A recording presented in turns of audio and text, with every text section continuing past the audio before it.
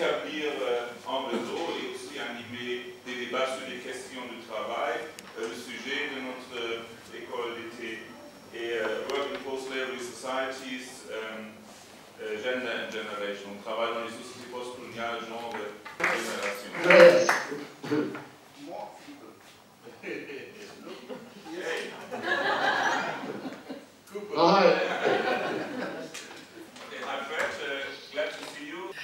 Il n'y avait que 6 députés africains de l'AOL, mais parmi eux étaient des personnalités exceptionnelles comme Léopold Sédar Senghor, Lamine Gueye et Félix Houphouët-Boigny.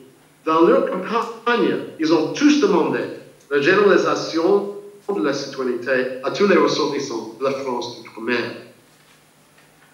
Au cours des délibérations de l'Assemblée nationale constituante au sujet de la Constitution pour la 4e République, et il s'agit de 1946, les députés africains ont obligé leurs collègues à accepter ou de refuser explicitement la notion de l'égalité parmi les Français. What I just described was what happened after the disappointments of the uneven implementation of the Constitution of 1946 and the effort of African politicians to demand a full form of equality. For Senghor, what he really wanted was not independence, but a 3-part structure. Each territory would have autonomy. African territories would unite to create an African Federation, and that African Federation would fight with France and anybody else who wanted to from the former empire to create a French Confederation. Houphouët-Boigny and others wanted only a 2-part structure. La citoyenneté était construite comme un élément du privilège pour une certaine catégorie. Et ce qui est intéressant, c'est comment les Africains qui ont eu le statut de la citoyenneté ont utilisé les privilèges de la citoyenneté pour reposer des rapports entre la métropole et la France et les territoires. En utilisant la citoyenneté, vous l'avez dit, comme un instrument de revendication de la fin des inégalités et pour avoir des statuts qui leur permettent d'avoir les mêmes privilèges que ceux qui sont en France, dans la métropole.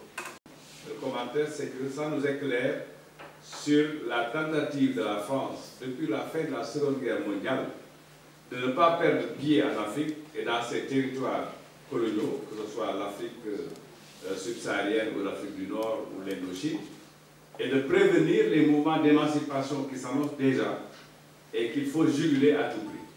Il ne faut pas oublier non plus qu'il y avait 2 camps qui s'opposaient dans une volonté de préserver les intérêts de la France ou de bouter les intérêts de la France hors de ces territoires coloniaux. Le premier, c'est le mouvement d'émancipation, c'est le mouvement intellectuel très proche de la France. Je crois que ce n'est pas un hasard si Senghor a été un des créateurs de la notion de l'Afrique. Comment articuler les intérêts européens à l'intérieur desquels il y a les intérêts français avec, disons, les anciens territoires d'outre-mer de la France, dont l'Afrique. Et de l'autre côté, il y a l'élite politique, cette fois-ci, qui pose avec force la nécessité de l'indépendance depuis les grandes conférences de Bandung, etc. C'est-à-dire, comment faire pour que toute velléité qui va commencer à s'amorcer de manière très claire à partir de la loi cadre et jusqu'à la naissance du PAI, des mouvements comme l'UPC au Cameroun, comment juguler ces mouvements-là pour que, dans la politique de préservation de ses intérêts, la France n'y perde pas. La question est, est-ce qu'on peut parler véritablement de solidarité? Le terme me semble un peu ambigu sous ce rapport-là de ce que je viens de dire. Solidarité verticale, puisque solidarité c'est quoi? C'est la préservation des intérêts de la France en haut, au détriment des intérêts des Africains, en l'occurrence en bas. Et c'est solidarité horizontale qu'on va faire. Moi, je me suis posé souvent la question, qu'est-ce que Senghor entendait par la balkanisation de l'Afrique? C'est-à-dire prévenir la balkanisation de l'Afrique. I was just wondering if there was any way of actually knowing how, in these countries, the population actually related to this concept of citizenship. Because Professor Fall especially mentioned the strike of the railway workers and how, in this concept, the concept was actually used. His work on the civilizing mission, the French, the integrated into the empire, or brought into the empire but not integrated as it may be. So it's not just a question of trying to expand citizenship, but trying to defend what we have. But in general, up until the World War II, the French government was able to contain those kinds of debates, to limit them. The biggest success was Blaise Diagne in 1916.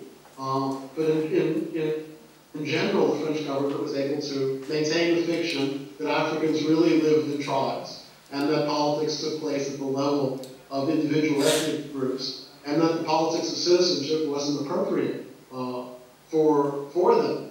C'était un débat où le centre d'être citoyen, c'était quelque chose qui n'est pas unique, mais en plus spécial pour l'Afrique francophone.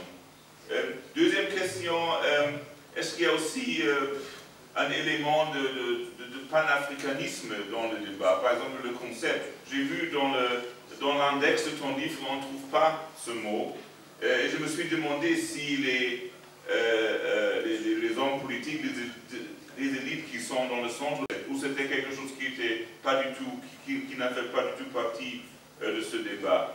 Et troisièmement, sur le plan de politique, au système, si on veut, international, dans les années 50, on a l'impression que c'était surtout le modèle de l'État-nation qui était le billet d'entrée au monde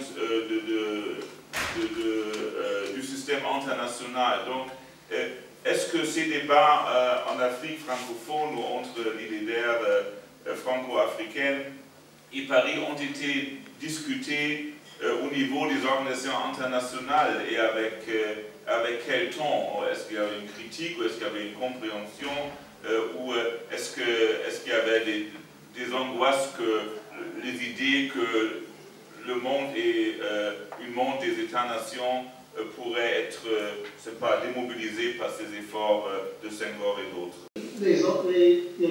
Le Parlement britannique a fait quelque chose en parallèle avec la citoyenneté déclarée par l'Assemblée nationale constituante de France. En 1948, ils ont voté le Nationality Act, qui a créé une sorte de citoyenneté impériale.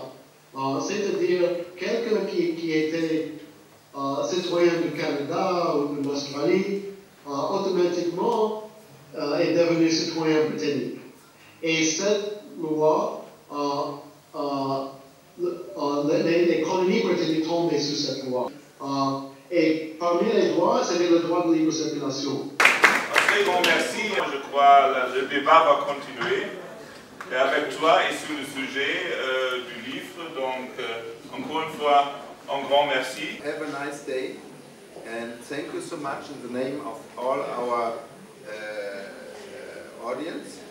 And please have a warm farewell to Mr. Cooper.